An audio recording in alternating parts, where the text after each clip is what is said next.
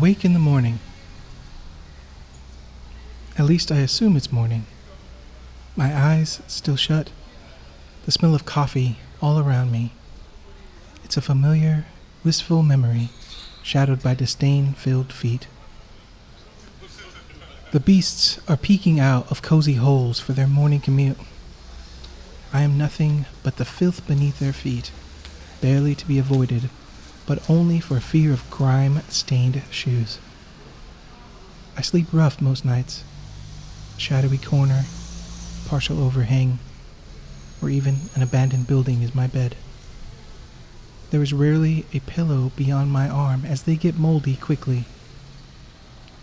My bed, hard concrete, reflects little of my own heat back at me. I accept the cold as a state of being. The pang of hunger lets me know I lived through the night. A stirring near my feet reveals a rat more interested in my discarded leather shoes than I am. I kick it away, getting up stiffly to slip on the newly holed soles. Water would be nice, I think, as a pedestrian walks past sipping from a bottle. Perhaps the fountain in the park has been cleaned finally. The taste of bird shit is starting to become acceptable. That's probably not a good sign. I roll up my blanket and stuff it into my cart, along with a few other trinkets I picked up along the way. Time to find a dumpster to see what breakfast I can scrounge up. People don't like to be bothered so early in the morning. They are more likely to spit at you than drop a shrapnel in your palm. Apparently, 5 cents means a lot so early in the morning. It has been a while since I knew the worth of money, so maybe. My stomach informs me of its needs once again. It falls on deaf ears as I keep heading toward the fountain. I see Hugo already beat me to the watering hole. I think he is filling up his bottle. I hope he didn't piss in it at some point. I wouldn't put it past him. As I get closer, I smell something amazing from the trash can I just passed. I turn and push aside a few used napkins, a moist towel, and a newspaper. Underneath is a ham and cheese croissant, not even half eaten. I snatch it out with excitement, then head over to Hugo. After a deep drink, Hugo and I split my treasure. The cooled sandwich fills our mouths with flaky bread, followed by an eruption of ham and slightly oozing cheese.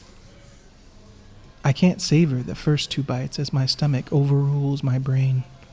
Soon, though, the meal is gone and another drink helps slide the dry goodness down. Hugo, a cobber I've had these last 4 years since our first days on the streets, looks over and smiles at me. I smile back. We head over to our busking spot near the Macca's. It doubles as an easy, cheap place to get food, be it from pitying customers or enough change we scrounge up. Except this was about to be a dry spell. The Macca's was under new arrangement, so we were told to shuffle off or risk dealing with the police. Hugo sooked a bit at me as we left. There was no food for us that day, or the next. We both went out to find something in the bins that night. There was a nice restaurant nearby that chucked a lot of food. I jumped in the bin after we got there. Hugo faithfully guarded our stuff while I dug through the rubbish for something worth salvaging. Yeah. This is not for you. I got as far as a salad and a kebab before a worker felt like playing hero against the homeless blokes. He ran us off. Funny how much they don't want us to have their trash after they threw it away. Especially if it is us beggars that get it. It is rubbish. Why do they care if I want to have it? Society and its expectations don't seem to include us.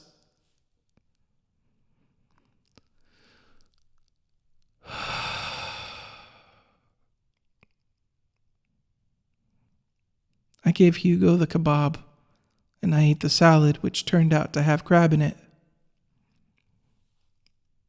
Not good. In the middle of the night, I felt ill. Over the next several hours, a violent sickness racked my body. Hugo brought me water and helped me through the next several days. I am not sure how much time passed, a week, maybe more, but I woke up a lot better. The taste of crackers in my mouth let me know what I had the night before. A bottle of water was half empty beside me. Hugo was still sleeping nearby. I slowly crawled over to him and grabbed his hand to thank him for saving me.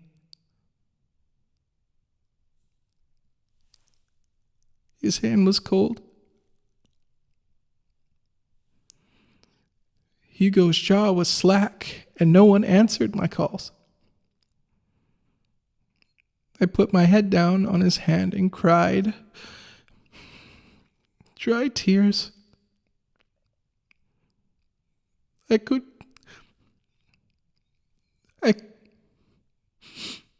I couldn't spare the moisture, even for the one who given it to me.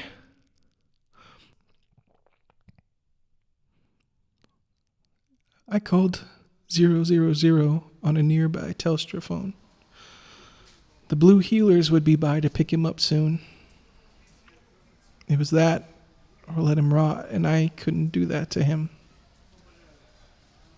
The gut punch of hunger hit me once again. My everlasting friend. I'd heard from the dispatcher there was a food collector handing out food. They go around and collect from restaurants looking to get a tax cut. These restaurants give them their surplus food and they hand it out to those that get lucky enough to hear about it. Hugo comes through again. The food share spot is bustling with people. A line is already long with preparers at the end, handing out plates of food. I step behind two women talking to one another like old friends. One mentions their struggle in getting food from bins lately because of people getting mad at them. I nod quietly behind them. They carry on. Soon the preparer hands me a plate of food. It is a ham and cheese toastie. I nearly dropped the plate as my hands began to shake. A man comes around to help me. He hands me a coffee and has a bottle of water too, as he escorts me to a bench. I thank him for the help as he checks for a minute before heading back to the table to help others. I stuff the first bite into my mouth. The cheese isn't the oozing kind, but I don't care.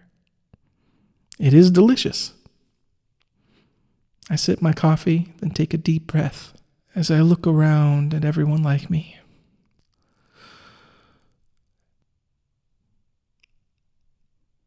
I wish Hugo was here to see this. I miss him.